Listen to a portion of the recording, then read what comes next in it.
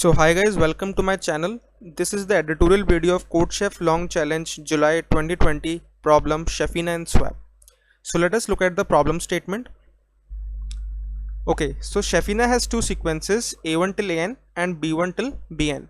She used two sequences with n as length as identical if they are sorted in non-decreasing order. The ith element of one sequence is equal to the ith element of the other sequence for I1 till n. So basically two sequences are identical if the ith position at each of the two arrays is same. Now to impress Shefina, Chef wants to make sequences identical. He may perform the following operations 0 or more times, that is, choose two integers at ith and jth position and swap those, and the cost which is required for swapping is minimum of ai comma bj. So basically we can swap any ith and jth element on both the arrays respectively, and the cost of swapping these element is minimum of ai comma bj. That is the minimum of both the elements which we are swapping. So what do we need to find? We need to find the minimum cost, total cost required by the chef to make two sequences identical. So what is the total minimum cost that is required by the chef to make these sequences identical? So let us clear this problem with the help of the examples. So basically we have been given array 1 as 1 1 and array 2 as 2 2. So we need to make these two arrays identical. So how we can do that is we can swap 1 with 2. So if we swap 1 with 2, then these array will become like this 1 2 and 1 2, and the cost required for this swapping is minimum of these two elements, that is minimum of 1 comma 2, so it will be 1. So in cost 1 we can make these two array identical, right? So let us see another example. So in this example we have been given 1 and 2 and 2 and 1 in the second array. So how we can do this is simply sorting the array in non-decreasing order, that is array 2 is sorted in non-decreasing order, can make the sequences identical, that is 1 and 2 and 1 and 2. So any swaps required in this problem? No, there are no swaps required because both the array has equal frequencies of element, and we need not to have any swap operation to make this array identical. So hence in zero operation, hence in zero cost, we can convert these arrays as identical. So what are the observations that we can draw from the problem? We have studied the problem, we have understood the problem with the help of the examples. Now what are the observations that we can derive from the problem? So the first observation is each and every unique number must be present even times in both the arrays. If not, then the answer will be -1. So why it is so? Why every element must be present even number of times? Because if we add the frequency of any element, like suppose 2 is present 2 times in the first array and 4 times in the second array, so 2 plus 4, that is 6. So the sum of both the frequencies should be even. Why it is so? Let us see why. So in this example, if we take array 1 as this and array 2 as this, so we'll take the frequencies of each element, like frequency of 1 is 2, frequency of 2 is 2, frequency of 3 is 2, and frequency of 4 is 2. Now what we can do, we can simply swap up the elements, right? So how we can do this is, like frequency of 1 is 2, so we can take one here and other one in the array second. Similarly with the 2, we can take 1 2 in this array 1 and other 2 in array 2, and similarly with 3 and 4. So we can take one frequency of each element in array 1 and other one in array 2, so we can make this array identical. We have even frequencies now for each and every element. But what will happen if we have odd frequency, like any element present odd number of times in the array? So let us suppose we have 3 here, so 3 is present odd number of times. So can we make identical arrays if any number has odd frequencies? The answer will be no. Why? Because what we can do, we can form one combination by putting 2 3s in this array and 1 3 in this array, so the number of 3s will not be matched. If we put 2 3s in this array and 1 3 in this array, then also the number of 3s will not be matched. So we cannot match the total number of 3s in array 1 and array 2. In both the arrays we cannot match it. Like for example, array the number 4 is present only once in array 2. So how we can make a copy of this number in array 1? There is no possible case here. So if the frequency of any element is odd, then the answer will surely be -1. So by frequency means the frequency of the element in both the arrays, right? We'll sum up the frequency of each and every element in both the arrays. So if that number is odd, then the answer will be surely -1. So that is the first observation that we can derive from the problem. Now what about second observation? The second observation will be how many element frequency of a particular number needs to be swapped. So now we have found out that we need to have even number of frequency for each and every number, but the problem is how we can swap the number, right? So what is the frequency of number that needs to be swapped? So it is our second main concern for the problem. So let us suppose we have the given arrays. So in the array 1 we have these numbers, and in the array 2 we have these numbers. So we have taken the frequency. So frequency of 1 will be 4 in array 1, and frequency of 2 will be 2 in array 1. In array 2 we have 1 2 number of times, and we have 2 4 number of times. So now what we can do?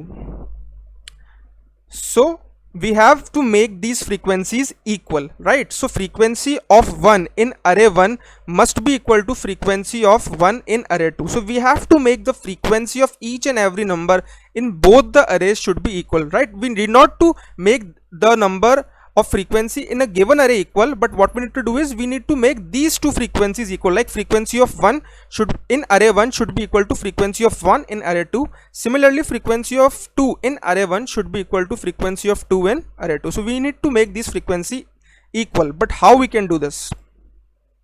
So we can take the absolute difference of the frequencies and divide the extra elements to both the arrays equally. So let me show you how we can do this is. So what we'll do, we'll take the absolute difference of these two elements, right? The frequencies of these two elements. So the absolute difference will be 4 minus 2, 2, and here in this case 2 minus 4 will be also 2. So we have two extra elements in the array 1. This indicates that we have two extra elements. We can also see that the number of ones in this is 2 and number of ones in array 1 is 4. So we have two extra 1 in this array. So how we can divide this? We can divide this by dividing 2. So if we divide the absolute difference by 2, so it will give us 1. So that means the one member should be swapped, right? So if this one is swapped, then the frequencies of 1 will be even, the frequencies of 1 will be both equal in both the arrays, right? So it will have 3 ones and it will also have 3 ones. Similarly here also the absolute difference is 2, and if we divide it by 2, the answer is 1. So here we have 4 2's. So if we swap 1 2, so the number of 2's here will be 3, and here also the number of 2's will be 3. So this is how we can get that how many elements needed to be swapped. So this is the second observation that we can derive from the problem. And now we can see that we have swapped 1 with 2. So here now the total number of 2's are equal in both the arrays, and similarly total number of 1's are also equal in both the array. And now what we'll do, we'll simply sort it so the array becomes identical. So this is the second most observation that we can derive from the problem. Now let us come towards the third observation. We have seen that we have developed a condition that how we can get the answer -1, or we can get a particular minimum cost in condition 1. In second condition, what we got is how many elements needed to be swapped, and now the third condition comes that from which element to swap to get the minimum cost. So now also we need to get the minimum cost. So from which element we need to swap to get the minimum cost. This is our third observation that we can get from the problem. So this is the trickiest part. Here also some of the students are thinking that what we can do, we can swap the first smallest element with the maximum element. But let us see, is that a perfect solution that we can get? So the idea that generally comes to our mind is get all the elements which need to be swapped in an array and swap the minimum element with the maximum element to get the overall minimum cost. So we are thinking greedily over here that what we can do, we can swap the minimum element from the maximum element to reduce the cost so that the cost becomes minimum as possible. But is that the case? So let us look. So if we have two arrays like array 1 and array 2. So if we take vector 1, and in vector 1 what we are getting is we are getting the element which needed to be swapped. So the first element is 1 that needed to be swapped, and how many times we are entering it in the array. So first we are taking the frequencies, right? So frequencies of 1 in array 1 is 2 times, and frequencies of 1 in array 2 is 4 times. Now what we'll do, as we have discussed earlier, we'll take the absolute difference, and the absolute difference comes out to be 2, and we'll divide it by 2. So how many ones are needed to be added in vector 1? That is only single one. So this portion is indicating that how many times we need to add this particular element which we are considering in vector 1. So it is only a single time, that is 1. Now let us take the example of 2.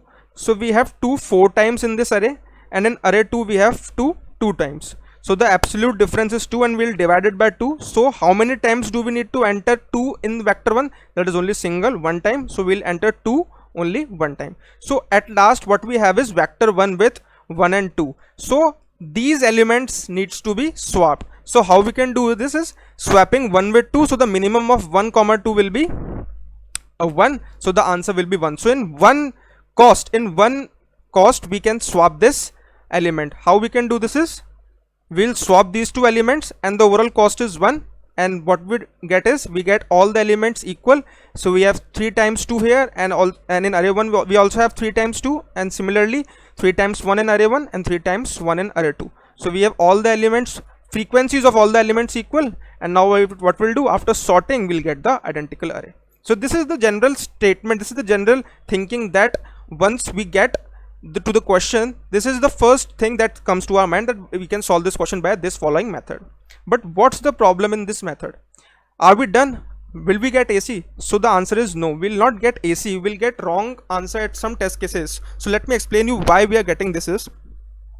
This is because of the intermediate element. We can also add a property of intermediate element in this particular problem. So let us see how we can do that. So rather than swapping the maximum element in the array with the minimum element, so here it is a so minimum element with the maximum element, what we can do is we can also swap an intermediate element twice to set the array. So let us take an example and understand how we can do this. What is the intermediate element and how it is working? Okay, so suppose we have array 1 as this 2 2 3 10 and 10, 2 2 3 3 10 and 10, and array 2 as 2 2 3 3 20 and 20. So these two are the array, and we need to make it identical. So how we can do this? By earlier approach, what we were trying to do is we'll take the frequencies of all the elements, and what we'll do, we'll get the difference. So in this array we can only see that by the earlier approach only 2 elements are in the different states, that is 10 and 20. So what we will do, we'll swap 10 with 20, and the overall minimum cost will be minimum of 10 and 20, so it will be 10. Alright, by the earlier approach that we discussed. But what will happen if we swap this 10 with this 2? So this is the minimum element in both the arrays. Here also it is 2 and here also it is 2. The minimum overall element will be 2. So if we swap 10 with 2, then the 10 comes here and 2 goes there.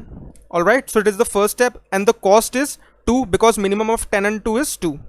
And now if we swap this 2 with this 20, so the 20 goes there and 2 comes here. So if we take the intermediate element as 2 and swap these two elements, finally what we need to do, we need to make 20 over this array and 10 needs to be in this array. So without directly swapping, if we take the help of an intermediate element and then swap it, so now the overall cost will be the earlier 2, and the cost required for swapping 20 and 2 will be 2. So the overall cost becomes 4, and earlier it was 10. So this is the best possible way in which we can swap the elements, the more optimized version to reduce the minimum cost. So this is the point where most of the students might be lacking, that instead of swapping minimum and maximum element, we need to take the consideration of the intermediate element as well.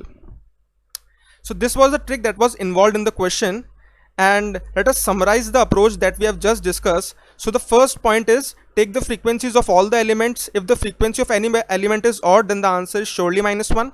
Now get the difference of frequencies of element and divide it by 2, so that we can get equal frequencies in both the arrays and store it in a vector. And at last what we need to do, we need to sort the vector and run till size by 2 because we'll get all the minimum frequencies till size by 2, and all the remaining will be the maximum frequencies till another array. So we are taking all the frequencies in a single array, and we'll sort it so that the minimum frequencies will be till the half size of the array, and we need to compare it with the minimum value, that whether 2 into minimum value is minimum, or the vector that we are considering, the frequency, the swapping that we need to do is minimum, and add it to the overall sum. So I hope this approach is clear, and let us see now the coding section of this. Okay, so now let us understand the coding part of the video.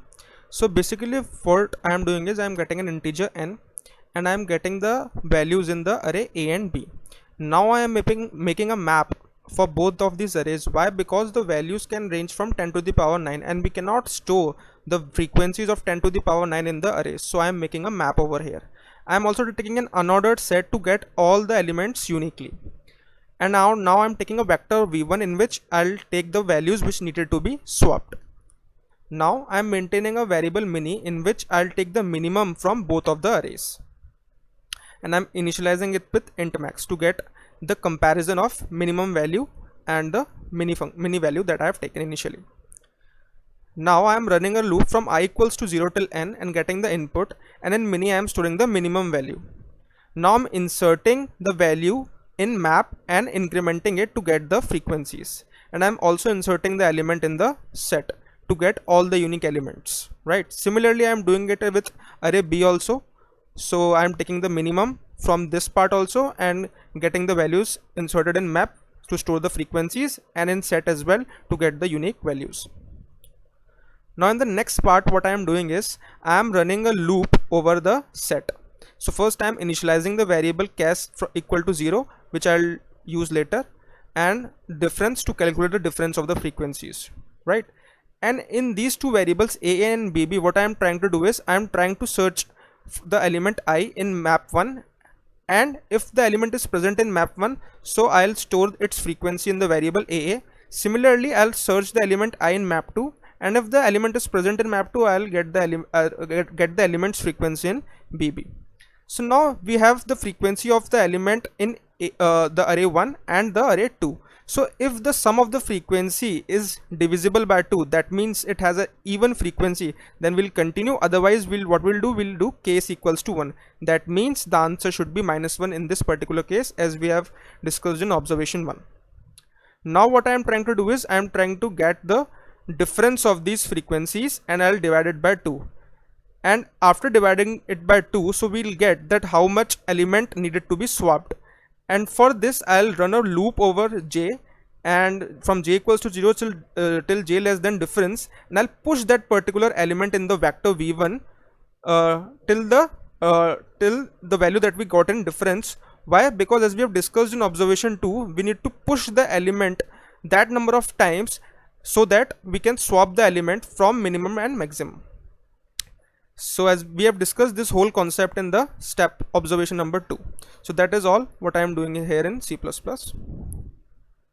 And this is the last and the final step. What we will do is we'll initialize sum equals to 0. The sum will store the minimum cost, and if case not equals to -1, that means if case equals to 1, then the answer should be -1, and if it is not equal to 1, then what we'll do, first we'll sort the vector, and then we'll run a loop from I equals to 0 till I less than vector size by 2. So why we are running a loop till vector size by 2? So let us see in this example that we have taken elements 1, 2, 3, 4. So these are the elements which are needed to be swapped. So how we can swap this element is we'll swap 1 with 4 and 2 with 3. So the overall cost will be 1 is swapped with 4. So the minimum of 1 and 4 will be 1, and the minimum of 2 and 3 will be 2. So the overall cost will be 3, and we need to also compare it with the twice of mini, as we have discussed in observation 3, that we need to compare each and every element with twice of mini so that we can get the more optimized result, more accurate result. So we'll compare it here, but the values which we need to consider is only these two values, because these values will be swapped by these minimum values, right? So we'll run a loop till half of the array, half of the vector, and we'll compare it with twice of mini, and we'll store the answer in sum. So if case is equals to 1, then what we'll output -1, otherwise we'll output this sum. So this was the whole coding part, and this was the whole question of July long challenge 2020. So if you have any doubts, you can always ask your doubts in the comment section, or I have provided the links. You can also ask your doubts in via email, or you can also ask your doubts on the Instagram IDs that we have provided. Also, if you want to learn dynamic programming, so I have a 15 days dynamic programming series, and the link to the series in the description, so you can have a look at it. And if you want to learn graphs for competitive programming, so I have made a series over that also, so you can have a look at it, and the link to that series is also in the description. So please guys, if you like my work, then please do like, share and subscribe my channel. Thank you so much.